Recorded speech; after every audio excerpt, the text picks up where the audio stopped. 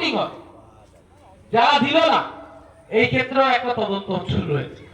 চেষ্টা করছে বিশেষ করে আমাদের যারা সংখ্যালঘু সম্প্রদায়ের মানুষ তাদের ভোটটাকে কেটে দেওয়া, এরা পরিকল্পনা করছে।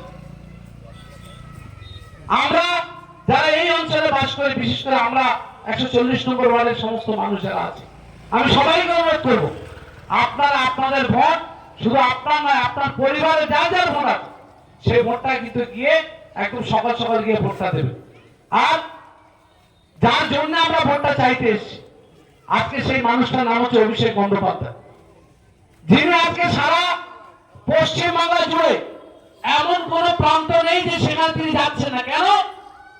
1-to-1 লড়াই হচ্ছে আজকে পশ্চিমবাংলায়। কার সঙ্গে? বিজেপির সঙ্গে তৃণমূলের। 18টা সিট গতবার ওরা কেড়ে নিয়েছিল আমাদের কাছে, এবং সেই সব অঞ্চলে অভিষেক বন্দ্যোপাধ্যায় নিজের বডি ফেলে দিয়ে প্রাণ দিয়ে দিচ্ছে যে যাতে ওখানে আর বিজেপি না আসতে পারে। সমস্ত জায়গায় রাতকে দিন 2 মাস প্রায় তিনি বাড়িতে নেই, ঘুরে ঘুরে বেড়াচ্ছেন।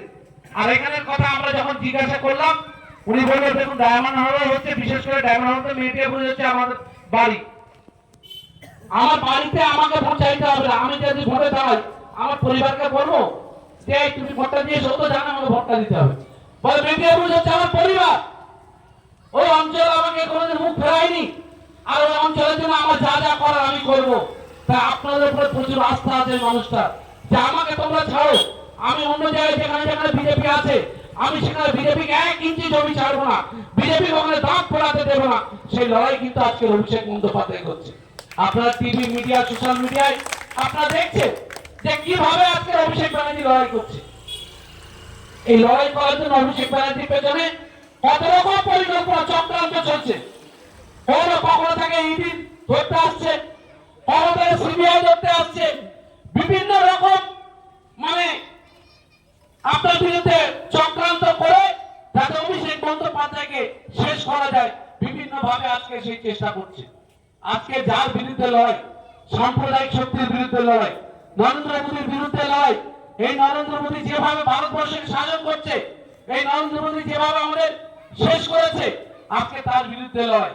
আজকে নরেন্দ্র মোদীর আজকে বিভিন্ন সোশ্যাল মিডিয়া আপনারা দেখবেন, যখন আমরা আমাদের অন্যান্য মিডিয়া অন্যান্য প্রশ্ন করে নরেন্দ্র মোদী যারা লোকরা আছে, ভক্তরা আছে, যে ভাই তোমরা ভোট চাইতে আসছো তো তোমরা কি করেছো? তোমরা যে 15 লাখ টাকা করে প্রত্যেক মানুষের অ্যাকাউন্টে দেওয়ার কথা ছিল দিয়েছো? তখন প্রতি উত্তরে কি বলছে জানেন? জয় শ্রীরাম। আর কোনো কথা নেই। আচ্ছা তোমরা গ্যাসের দাম যে 400 টাকা ছিল 1000 টাকা করে দিয়ে এত দাম বেড়ে গেল, তোমরা তার ব্যাপারে কিছু বলছো না? বলে জয় শ্রীরাম। আচ্ছা তোমরা ডালের দাম বেড়ে গেল, বলে জয় শ্রীরাম। ওদের কাছে কোনো উত্তর নেই। আমাদের সরষের তেলের দাম বেড়ে গেল, বলে জয় শ্রীরাম। গত কয়েকদিন আগে আমরা দেখেছিলাম কেরোসিন তেলের দাম 14, 15, 16, 20, 22 টাকা ছিল, এখন 100 টাকা।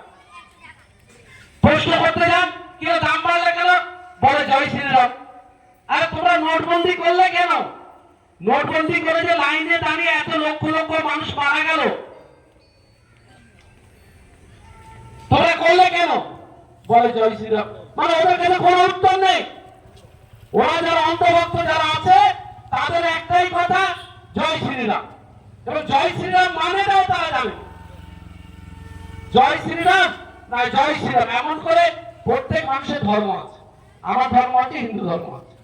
আমরা কোনোদিন কোনো ধর্মে কাউকে আমরা কিন্তু আঘাত করি না, আমাদের পক্ষ থেকে কেউ করে।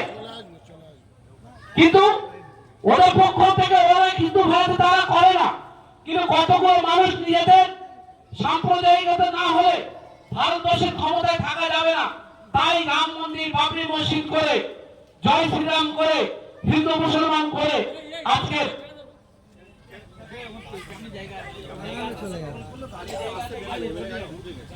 একটু দাও তো আজকে সেই জায়গায় এই নরেন্দ্র মোদী সরকার কিন্তু আজকে চলছে। আজকে আপনি যদি ওদের জিজ্ঞাসা করেন নোটবন্দি তুমি কেন করেছেন, আপনি আজকে আমরা যারা ব্যবসা করি আমরা সবাই অনেকে এখন বলছি না যে এই জায়গায় আমরা বলি না যে আমাদের ব্যবসা বাণিজ্য খুব খারাপ হয়ে গেছে, আমাদের ব্যবসা বাণিজ্য খুব খারাপ হয়ে গেছে, কামকাজ হয় না। তা আমরা ভাবি হয়তো এখানে বাজার খারাপ তাই কাজ হয় না। ভারতবর্ষের অর্থনৈতিক কাঠামোকে আজকে পশ্চিমবাংলার ভারতবর্ষের অর্থনৈতিক কাঠামোকে এই নরেন্দ্র মোদী সরকার শেষ করে দিয়েছে। যখন মৌচাকে মধু হয়